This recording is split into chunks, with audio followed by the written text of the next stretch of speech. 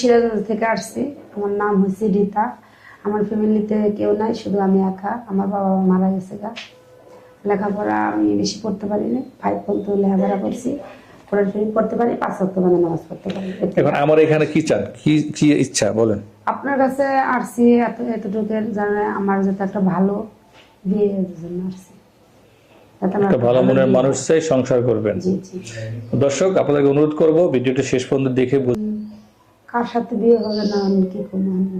তারপর আপনার পছন্দটা শুনি আমরা। পছন্দ ছেলে মানুষ যেমনই হোক না কেন, কালো হোক ফসা হোক, তাতে কোনো সমস্যা নেই। যেমন আছে না কোনো অনেক ছেলেদের কিন্তু বউ মারা গেছে গা, বউ চলে গেছে, এরকম হলেও কোনো সমস্যা নেই। ছেলের বয়স আপনার যতই হোক, 40 হলেও চলবো, 35 হলেও চলবো, যদি 50 হয় তাতেও কোনো সমস্যা নেই।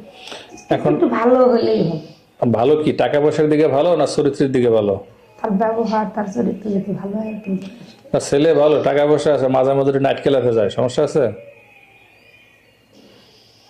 ওটা এখন তার হয়তো আগে থেকে যে অভ্যাস হয়ে গেছে গা, তাকে এখন নাইট ক্লাবে যাওয়া ছেলে বিয়ে করবেন?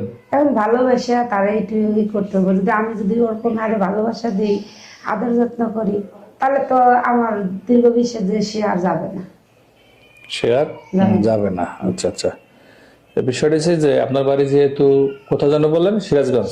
সিরাজগঞ্জ এই ভিডিও ছাড়লে তো সারা বাংলাদেশ ব্যাপী এবং বিশ্বের বিভিন্ন দেশে এই ভিডিওটা পাবলিশ হয়ে যাবে। তেমন তো হতে পারে অন্য কোনো অঞ্চলের মানুষ আপনাকে বিয়ের প্রস্তাব দিতে পারে, সেক্ষেত্রে কোনো অসুবিধা আছে? না না, কোনো অসুবিধা নেই।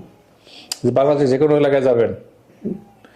পরিবার কোনটা পছন্দ, সিঙ্গেল পরিবারে সংসার করা পছন্দ না যৌথ পরিবারে? যৌথ পরিবারই ভালো, কারণ আমার তো বাবা মা নাই, ভাই বোন নাই। আমার অনেক আশা যে শ্বশুর শাশুড়ি থাকবো, ননদ থাকবে, দেবর থাকবে। ওনাদের ভিতরে যদি ওই ফ্যামিলিতে যদি আমার বিয়ে হয়, তাহলে দেখা যাচ্ছে যে আমার বাবা মার কথা আর আমি মনে থাকবে না। কারণ তাদের তো কত দেখিও নাই ভালোভাবে, কারণ 27-8 বছর হয়তো কিন্তু আমার মনে ভাববো যে তারাই আমার বাবা মা, যাতে তাদেরকে আমি খেজমত করতে পারি। তো আপনি চাচ্ছেন যে আপনার শ্বশুর শাশুড়িকে নিজের বাবা মার মতো মেনে নিতে? অনেক ক্ষেত্রে হয় আসলে মানুষ চায়, কিন্তু ওই পরিবার যদি না চায় সেক্ষেত্রে আসলে জীবনটাই বরবাদ। আবার যৌথ পরিবারে বলেন তো সবচেয়ে কুটনামিটা কে বেশি করে? ননদে।